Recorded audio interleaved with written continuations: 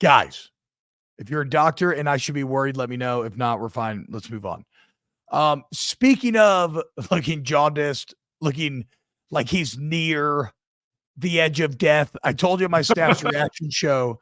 Saturday was my first time ever seeing a zombie in real life, as Billy Napier firmly is a dead man shambling, not even walking, shambling at this point. He's like one of those Walking Dead zombies that's already been rotted for a couple of years, and they're just ready to explode when you pop their head. And you have a question here, Aaron, about the timeline for Billy Napier. I'm saying the timeline is completely irrelevant because the decision has so clearly already been made. They are already, and by the way, this is all, I am not reporting anything. I'm not talking about reading and reporting. These are all my guesses on the situation. But in my view, the decision is clearly already made. They already have targets lined up. They're probably already having conversations with those targets teams, right? Little backwoods. Hey, you have a feeler. You have a kind of shadow runner for the AD. He's going to go talk. I mean, who knows how high this thing goes? This feels like Scott Strickland could probably be fired over all this. Yeah. I don't know about the president, but like the bottom line is that the coaching search is already firmly underway, in my opinion. And so timeline is irrelevant because the announcement is merely a formality right now. Yeah, I don't think you first off, if you have people that are you have on your short list for next coaches, we can all agree. As of right now, Billy Napier will not be the head coach of Florida come 2025. 100% that it's done.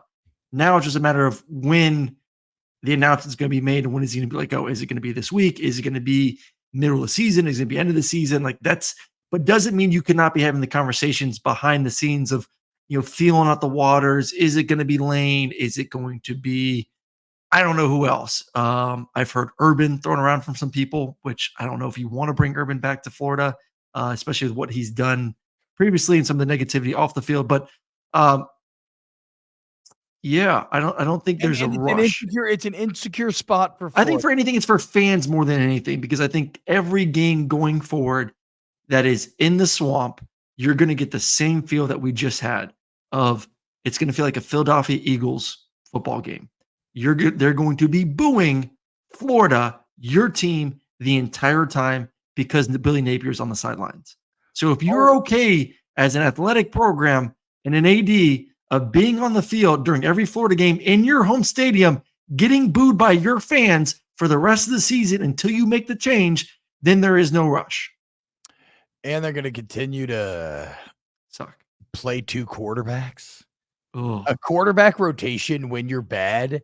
If you want to talk about a way of exacerbating a bad situation, like if I was to give you a puzzle and I laid out everything that's going on in Florida and I said, how can you make the fans even more angry? Mm-hmm. The answer would be to rotate quarterbacks while Texas A&M is whipping your ass 31-7.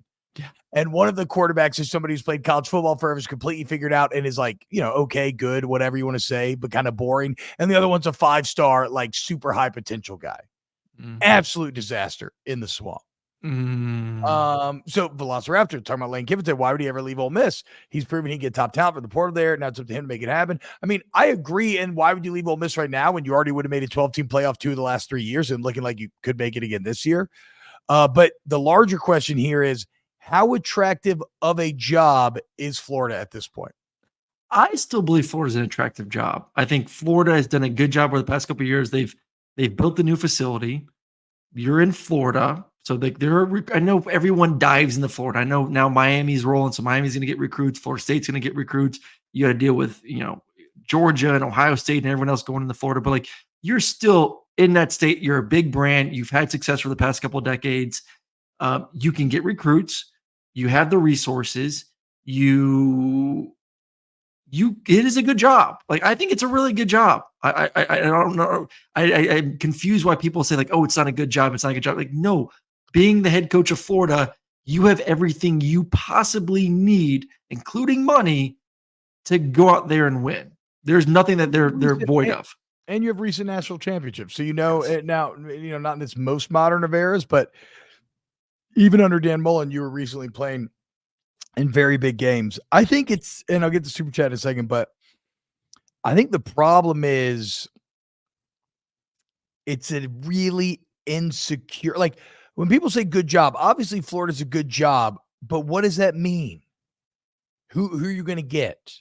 You can You're not win. going to And take you can one of win the big dogs. championships. That's what it No, no, no, means. no. I get what you're saying, but the reason why I think Florida's in a really weird kind of insecure spot here is you're not going to get the big dog, right? Which admittedly, maybe that's not working either, right? I mean, the Brian Kelly era at LSU thus far has been, I would say, good, but that seems to change by the Why play. can't you get the big dog? So which big dog would leave where they're at now and go to Florida? That's what I'm saying. I can't come up with a name. I mean, Lane, to me, I always go to Lane, but everyone knows I That's love fine. Lane Kiffin. I love the Lane offense. is not leaving for Florida. He might leave for if no. Lane ain't going anywhere. The only job that Lane would have left for is Alabama. Well, Lane not going to Auburn is his Galadriel moment. Where in Fellowship of the Ring, Frodo says, Galadriel, no, take the ring. It's yours. Take it. And you can see her be like, oh, stick with this. I want to fuse up her. And she's like getting pumped up on it. And then she says, no, I'm not fucking doing it. And she returns and remains Galadriel, right? In that same way, I mean, Lane literally told us this. I'm not making this up. He literally, because remember, he expressed a bit of disappointment that people got mad at him for like staying. Because he's like, man, I thought I made like a good decision. And then people are criticizing me for like, oh, you'll never win at Ole Miss, blah, blah, blah. So no, Lane is definitely kind of passed that test. I think he's happy in Oxford right now. So exactly. So the question is, who is the big dog that would come to Florida? There's not. So then where to get to the insecurity? So then you have to go with the up and comer. They just tried that. I know. And Napier felt as can't miss as you could have. His resume at UL was impeccable. UL is such a hard place to win at. What about Eli Drinkwitz? What about Drinkwitz? I'm trying to go through like coaches that are right now successful at a smaller school. No. I would argue that Mizzou may be a better job in the modern era. No. Having an entire state's resources behind you and not having to compete with Miami and Florida State and everybody else diving into Florida. Do you ever think like Missouri will ever truly be able to win a national championship where Florida has proven that you can win a championship though? Okay, in terms of maybe natty potential, obviously I got to give the nod to Florida here, but I do think we're still, I think we're probably underrating Mizzou on that scale. I do think Mizzou's capable in the modern era. I could be wrong. Dan Lanning, sex speech. But okay, again, guys, the point is you're not going to get one of those guys. So now you have to go up and comer for the second time in a row. And it's another one like you can't get it wrong. You think Urban would come back? Would you want Urban? If Urban went to Florida and said, I'm your guy, I've won championships here, let me save you right now today. I'll do it for $12 million a year. Would you take Urban? I don't know that we have any reason to believe that Urban Meyer would still be good in this modern football age. No, and it would be expensive as fuck. No, I would not. No. I'm saying straight up. I don't think Florida fans care about the price tag.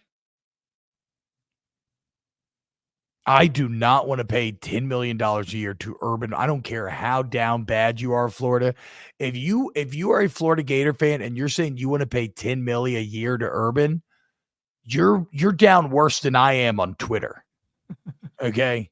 Like that's way too horny. You're like all the Saints fans calling in the post game. I think they would. I think if Urban said, here's my number, let's make it happen, I think he would do it. Chris Kleeman, says John. That could be interesting, maybe.